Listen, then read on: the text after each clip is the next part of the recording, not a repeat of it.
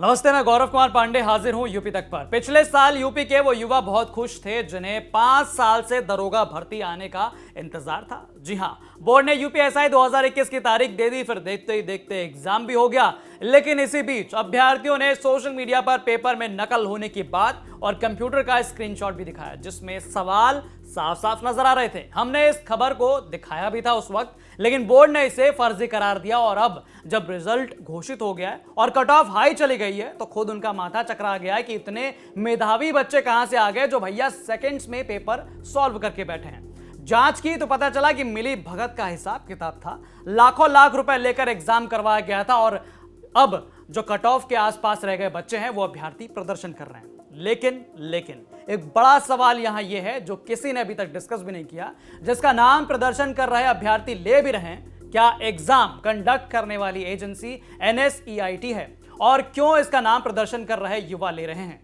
क्या है NSEIT की कहानी, इनका ट्रैक रिकॉर्ड, आइए जानते हैं इस वीडियो में। लखनऊ के इको गार्डन में 22 अप्रैल से दरोगा भर्ती परीक्षा के अभ्यर्थी धरने पर बैठे हैं। उन लोगों के हाथ में अलग अलग पोस्टर हैं। कुछ में लिखा है गली गली में शोर है, पुलिस भर्ती बोर्ड चोर है। कुछ में लिखा है 15 लाख दरोगा पास।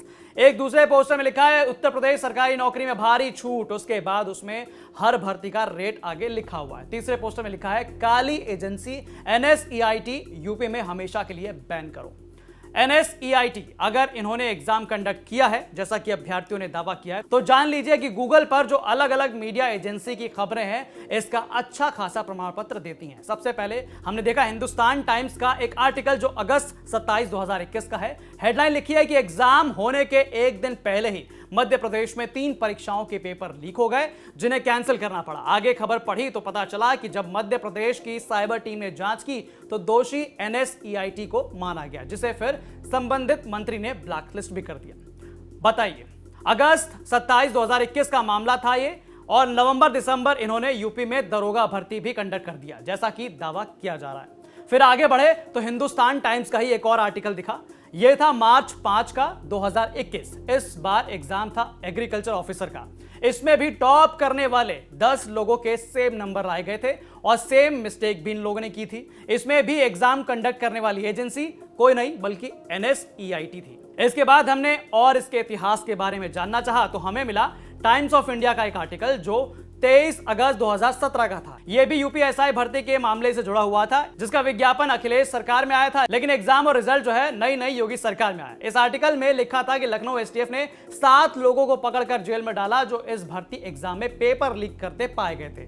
आगरा और उस समय इलाहाबाद के कई बच्चे पकड़े गए थे और हैरानी की बात तो यह थी कि NSEIT ही वो एजेंसी थी जो इस एग्जाम को कंडक्ट करने के लिए जिम्मेदार थी। उस समय भी पेपर लीक किया गया था। STF ने पाया कि खूब पैसे देकर पहले सेंटर लिया गया, फिर कंप्यूटर लगवाकर धड़ल्ले से नकल करवाई गई। तो अब इन मीडिया रिपोर्ट्स को देखने के बाद अगर यह सही पाया जाता है कि NSEIT ने ही एग्जाम कंडक्ट किया है इस बार भी, तो वाकई यह भर्ती बोर्ड पर एक बड़ा सवाल उठता है कि कंपनी जो 2016 में इसी भर्ती को जो है इसी दरोगा भर्ती के लिए बदनाम हो चुकी है, जिसको मध्य प्रदेश के कई एग्जाम्स में पेपर लीक होने की वजह से ब्लैकलिस्ट भी किया गया, उसी एजेंसी से यह पेपर क्यों करवाया गया?